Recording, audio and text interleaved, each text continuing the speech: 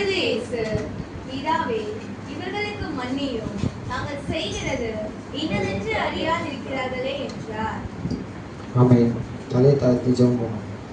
இயேசுவா, இந்த வார்த்தையை தகப்பனை நீங்கள் தான் கொடுத்துருக்கீங்க, நீங்கள் பேசுங்க, எல்லாருக்கும் புரிய மொழி செய்யுங்க. இயேசு நாமத்தினால ஜெபிக்கிறோம் ஜெபம் பிதாவே. ஆமென். பிதாவே, இவருடைய மன்னியும், தாங்கள் செய்வது என்னவென்று அறியாது இருக்கிறார்கள். அந்த வார்த்தை தான் நான் இப்போ எடுத்துக்கொண்டுக்கிறேன். இப்போது அது ஒரு சைடில் இருக்கட்டும். நம்ம ஒரு கதைக்கு போயிட்டு அப்புறம் நம்ம இந்த சிலுவையின் வார்த்தைக்காக வரலாம். ஓசியா தீர்க்கதரிசி புஸ்தகத்தில் வந்து 1வது அதிகாரம் 2வது வசனமோ 3வது வசனமோ யாருன்னா சொல்லுங்க.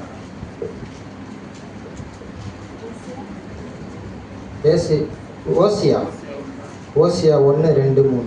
கர்த்தர் ஓசியாவை கொண்டு உரைக்க தொடங்கின போது கர்த்தர் ஓசியாவை நோக்கி, நீ போய் ஒரு சோர ஸ்திரீயையும் சோர பிள்ளைகளையும் உன்னிடமாக சேர்த்துக்கொள். தேசம் கர்த்தரை விட்டு விலகி சோர போயிற்று என்றார். அவன் போய் திப்லாமியின் குமாரத்தியாகிய கோமரை சேர்த்து கொண்டான். அவள் கர்த்தம் தரித்து அவனுக்கு குமாரனை பெற்றார். சோதரம். இதில் என்ன சொல்ல வராங்கன்னா, இஸ்ரேல் ஜனத்துக்காக இஸ்ரேல் வந்து பாவத்தில் அடிமையாக இருக்கிறதுனால ஏசப்பா வந்து இந்த ஓசியா தீர்க்கதரிசி மூலயமா இஸ்ரேலுக்கு ஒரு இது சொல்கிறார், ஒரு உணர்த்துதலை தராரு. அதை நம்ம இப்போ கேட்கலாம். அதில் என்ன சொல்கிறாருன்னா, ஓசியா கிட்ட வந்து தீர்க்க தரிசனமாக ஏசப்பா பேசுகிறாரு. அந்த 1வது வசனத்தை திரும்ப பேசுவோம், படிக்குவோமா? 1, 2. கர்த்தர் ஓசியாவை கொண்டு உரைக்க தொடங்கின போது கர்த்தர் ஓசியாவை நோக்கி, நீ போய் ஒரு சோர ஸ்திரீயையும் சோர பிள்ளைகளையும் உன்னிடமாக சேர்த்துக்கொள். ஆமென்.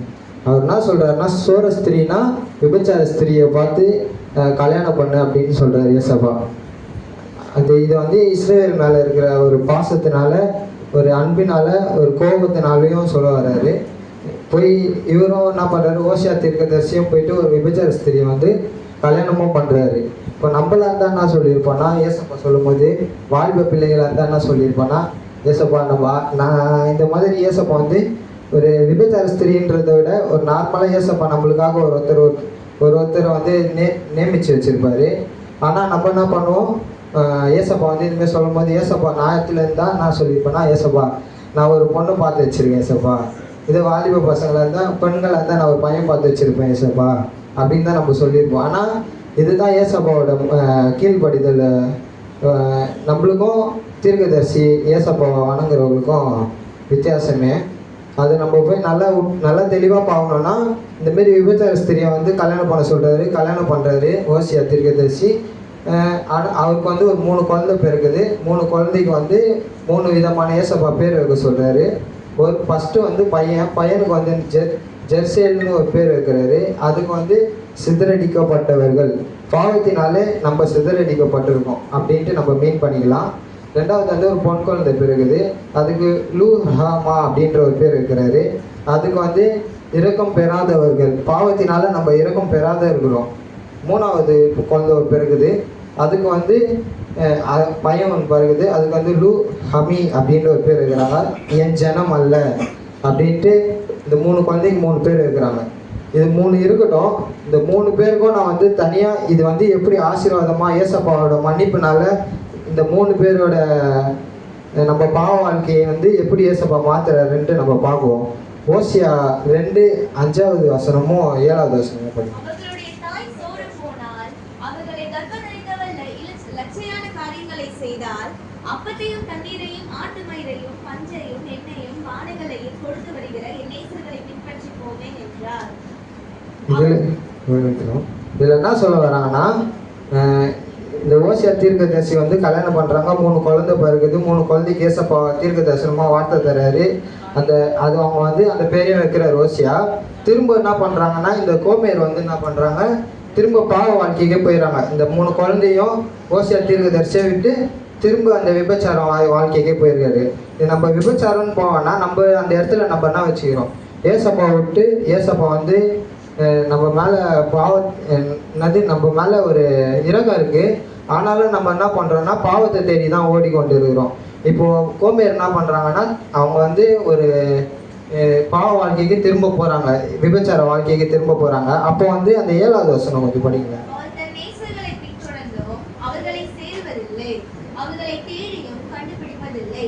அப்பொழுது அவள், நான் என் முந்தின புருஷனிடத்துக்கு திரும்பி போவேன், இப்பொழுது இருக்கிறதை பார்க்கிறோம், அப்பொழுது எனக்கு நன்மையாய் இருந்தது என்பாள். அவங்க வந்து இப்போ என்ன பண்ணுறாங்கன்னா, திரும்ப பாவ வாழ்க்கை போகும்போது அவங்க கூட சேர்ந்து இந்த டீமை தேடுறாங்க.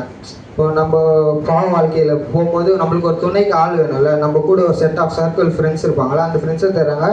அந்த ஃப்ரெண்ட்ஸும் கிடைக்கல, அதனால அவங்க ரொம்ப கஷ்டமும் படுறாங்க, சாப்பாடு இல்லாமல் நிறைய பாவத்தில் அடிமையாக இருக்காங்க. அந்த 7வது வசனம் திரும்ப கொஞ்சம் படிங்க. அவள் தன் நேசர்களை பின்தொடர்ந்தும் அவர்களை சேர்வதில்லை, அவர்களை தேடியும் கண்டுபிடிப்பதில்லை. அப்பொழுது அவள், நான் என் முந்தின புருஷனிடத்துக்கு திரும்புவேன், இப்பொழுது இருக்கிறதை பார்க்கிறோம், அப்பொழுது எனக்கு நன்மையாய் இருந்தது என்பாள். அவர் என்ன யோசிக்கிறான்னா, அப்புறம் ஓசியா கூட இருக்கும்போது அந்த வாழ்க்கையே நல்லா இருந்ததுன்னு யோசிக்கிறாங்க.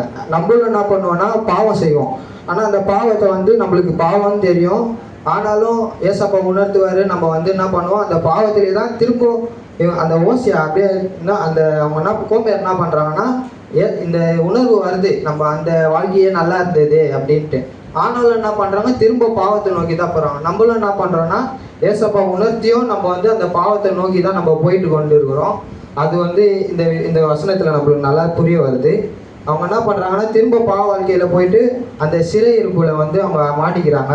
சிறையிருப்பு மீன்ஸ் அந்த அடிமைதானத்துக்கு போயிட்டு அவங்கள விற்கிற நிலைமைக்கு வந்தாச்சு.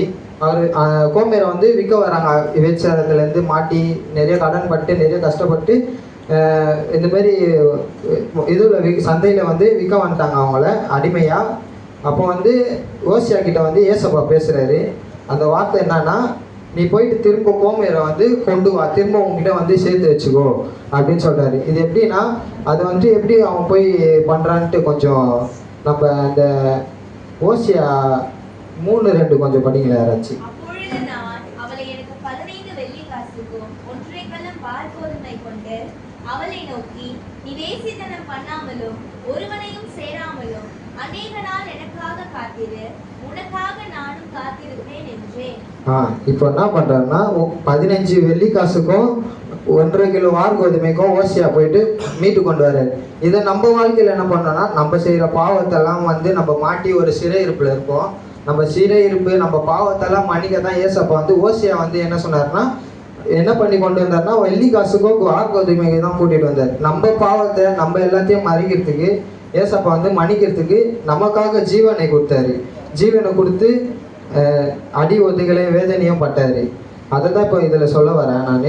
2வது என்ன சொல்ல வரேன்னா, இப்போது இந்த வந்துட்டு அவன் மீட்டு கொண்டு வந்தேன்னு இது வந்துட்டு ஏசப்பா வந்து ஒரு கட்டளை கொடுக்குறாரு. இந்த 3 பசங்களுக்கு மூணு பசங்களுக்கு பாவத்தில் இது பண்ணாங்க சொன்னல, இந்த சிறை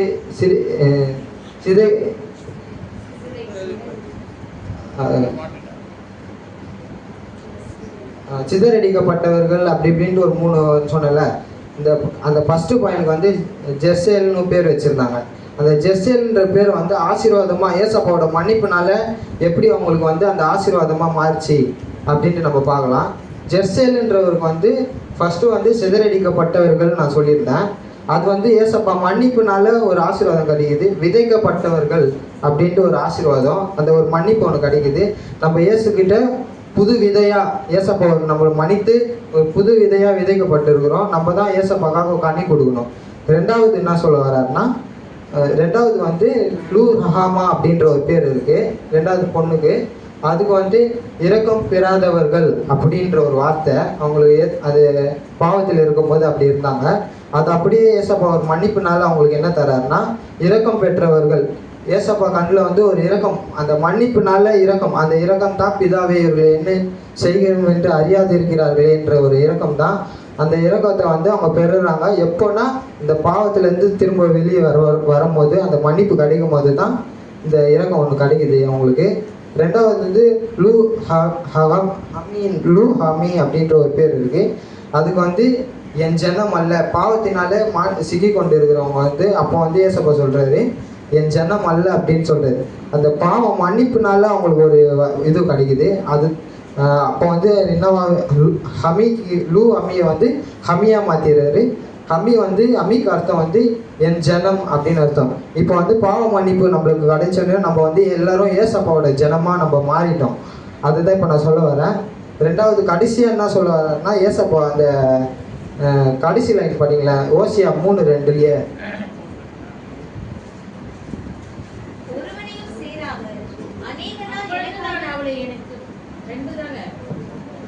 ஓசியா 3:2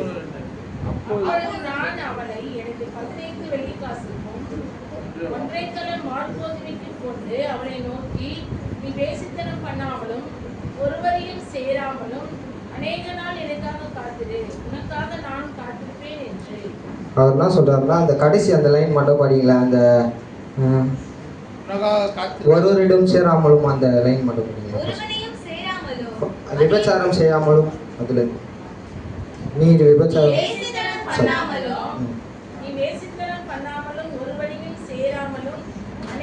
முதல் வந்து என்ன சொல்ல வர்றாருன்னா, ஏசப்பா வந்து நீ வேசித்தனம் செய்யாமலும் அப்படின்றாரு. இப்போ அந்த மன்னிப்பு, பிதாவே இவர்களை மன்னியும் தாங்கள் செய்வது என்னவென்று அறியாது, அந்த அறியாமையை வந்து இப்போ வந்து ஏசப்பா வந்து நீக்கிறாரு. அதுதான் இப்போ என்ன சொல்றாருன்னா, விபச்சாரம் செய்கிறவங்களோட சேராமலும் அப்படின்றாரு. நம்ம விபச்சாரன்றதை விட நம்ம செய்கிற பாவத்தை நம்ம போட்டுக்கலாமே. அந்த லைனில் விபச்சாரத்துக்கு பதில் நம்ம பாவத்தை போட்டுக்கலாம். நம்ம பாவத்தை போட்டு அது செய்யாமலும் அப்படின்னு போடுவோம். இந்த பாவம் பண்ணிட்டு இந்த பாவம் பண்ணியிருக்கோமே, அது இதுக்கப்புறம் செய்யாமல் இருக்கலாம். இந்த நாளில் நம்ம அறிக்கையிடணும். ஏசப்பா சிலுவையில் அறிக்கையிட்ட மாதிரி அந்த அந்த பாவத்தை வந்து இன்னைக்கு நம்ம இறக்கத்தை வந்து இது பண்ண. அது ரெண்டாவது லைன் கொஞ்சம் பண்ணிங்க. ஒருவனையும் சேராமலும்னா இப்போ அவங்க வந்து கோமேர் வந்து ஒரு ஃப்ரெண்ட்ஸ் சர்க்கிளை தேர்னாங்க பார்த்தீங்களா, பாவம் பண்ணும்போது. அந்த பாவம் பண்ணிட்டு இருக்கும்போது நம்ம ஒரு ஃப்ரெண்ட்ஸ் சர்க்கிளில் இருப்போம். அந்த ஃப்ரெண்ட்ஸ் சர்க்கிளில் நம்ம வந்து அந்த ஃப்ரெண்ட்ஸ் சர்க்கிள்லேருந்து வெளியே வரணும், அவங்க கூட சேராமல் இருக்கணும். அதை தான் ஏசப்பா சொல்ல வர்றாரு. ரெண்டாவது அதை அப்படியே திரும்ப அந்த லைன் அடுத்த லைன் படிங்க. நீ எனக்காக காத்திரு அப்படின்றது. எனக்காக காத்திருன்னா அப்படி எப்படி சொல்கிறாருன்னா, பாவ மன்னிப்பை பெற்றுக்கொண்டு அந்த ரியலைஸ் பண்ணுறதுக்கு தான் எனக்காக காத்திருன்ற டைமை வந்து தராரு. இப்போ நம்ம சொன்னதெல்லாம் இதுக்கப்புறம் பண்ணாமல் இருக்கணுன்ற ஒரு அந்த டைம் தான் தராரு. அதுக்கு ஏசப்பா திரும்ப இன்னொரு வார்த்தை சொல்கிறாரு. அதுக்கு சொல்கிறேன், நம்ம பாவத்தெல்லாம் மன்னித்து அறிக்கைட்டு நம்மக்கிட்ட திரும்ப வருவாருன்ட்டு அவரும் நம்மளுக்காக காத்து கொண்டு இருக்கிறாரு. ஆமேன். ஏசப்பா இந்த வார்த்தையை வந்து நம்மளுக்காக பேசுனதுக்காக நன்றி செலுத்திக்கிறோம்.